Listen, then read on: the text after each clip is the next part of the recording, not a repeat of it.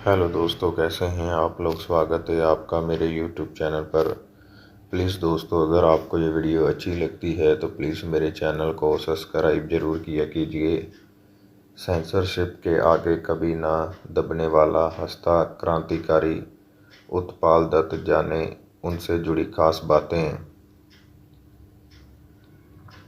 बंगाली रंगमंच में उनकी कला शोषण और दमन के विरुद्ध बिगुल थी, तो वहीं हिंदी सिनेमा में अद्भुत रूप से हास्य का संचार करती थी।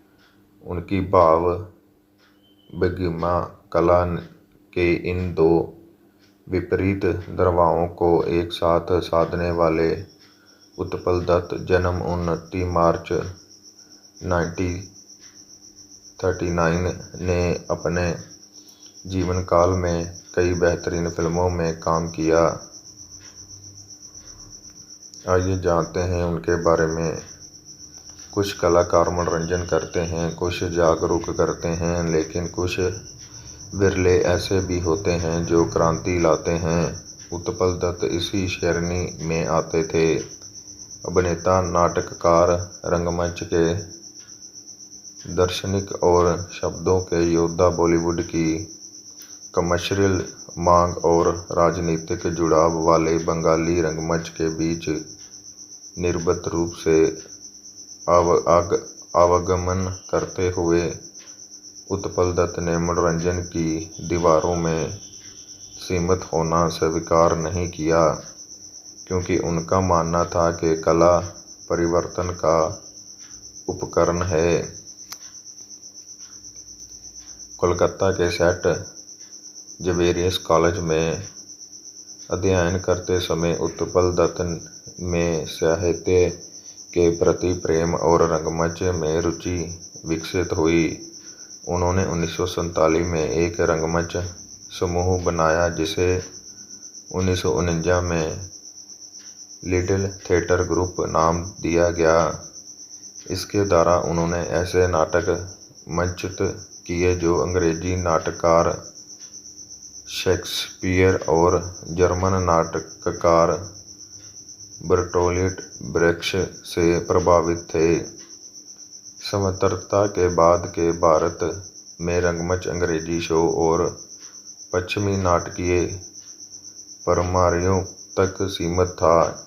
इस अनुभूमि ने उन्हें बंगाली रंगमंच में डुबो दिया। उन्होंने सोचा कि वह ऐसी कहानियाँ बनाएंगे जिनमें अपनी मिट्टी, पसीने और लोक जीवन की सुगंध हो। ये केवल भाषा वक्त नहीं, बल्कि समग्र विचारधारा का परिवर्तन था। राजनीतिक मुद्दों को दिखाते नाटक अब उनके लिए रंगमंच बर्दलों की विशेषता नहीं, बल्कि जनसाधारण के लिए जागरूकता का उपकरण था। राजनीतिक चेतना को बंगाली रंगमंच के केंद्र में ले आए और इस प्रकार उत्पल दत्त एक सांस्कृतिक शक्ति बन गए। 20वीं शताब्दी के 5वें और 6वें दशक में उन्होंने ऐसे नाटकों को लिखने और निर्देशित करने की दिशा में बढ़ना शुरू किया जो समकालीन सामाजिक और राजनीतिक मुद्दों को दर्शाते थे। श्रमिक वर्ग के संघर्ष, दमन, क्रांति की निर्धारा आदि विषय उनकी नाटकों में प्रवाहित हुए। टिनेर तलवार, टीन की तलवार, मनुष्य अधिकार,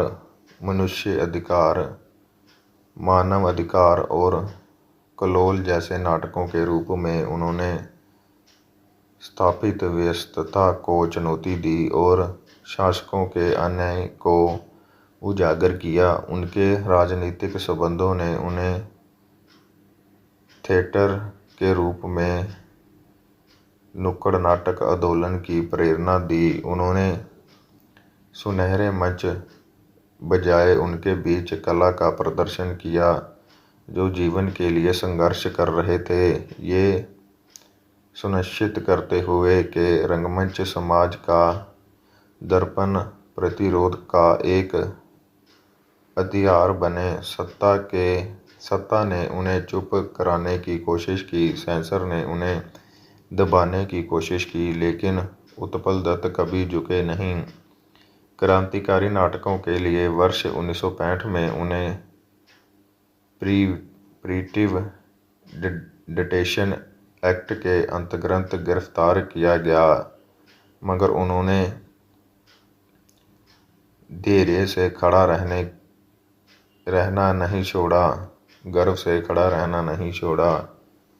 अगर रंगमंच उनका मंदिर था तो सिनेमा उनका साम्राज्य था। उनकी उपस्थिति चुंबकीय थी और कला अनुपम। हिंदी के पाठक इस तिथि से कम ही अवगत के सत्यजीत रे के साथ उन्होंने उत्कृष्ट बंगाली सिने कृतियाँ भी निभाई। जनरन में उन्होंने कैप्टिव दुनिया के भ्रष्टाचार को व्यक्त किया। जय बाबा फेलुनाथ में उन्होंने अवस्त्रीन नकारात्मक किरदार को रचा। हिरक रजार देशे में तानाशाह शासक के रूप में उन्होंने अनियंत्रित शक्ति को सजीव किया। बंगाली रंगमंच और सिनेमा में उनकी कला तलवार की तरह तेज धार वाली थी, तो वहीं कमर्शियल हिंदी सिनेमा में वह गुदगुदाते ठहाके लेकर आए। उनकी कॉमिक टाइमिंग बेजोड़ थी। उनके हाव भाव दर्शकों के चेहरे पर खुशी की लहर दौड़ा देते थे। उत्पल दत्त ने भला कोई बुला सकता है? उत्पल दत्त ने भला कोई बुला सकता है? कौन बुला सकता है? गोलमाल में मूंछों के शौकीन भवानी शंकर को क्या शौकीन और रंग बिरंगी में उनके अद्भुत किरदारों को बुलाया जा सकता है। लोगों को सोचने पर मजबूर करना कला है, लेकिन ऐसा करते हुए उन्हें हंसाना एक दुर्लभ प्रतिभा है। वह विरला गुण जो उत्पल दत्त में प्रचुर मात्रा में विद्यमान था।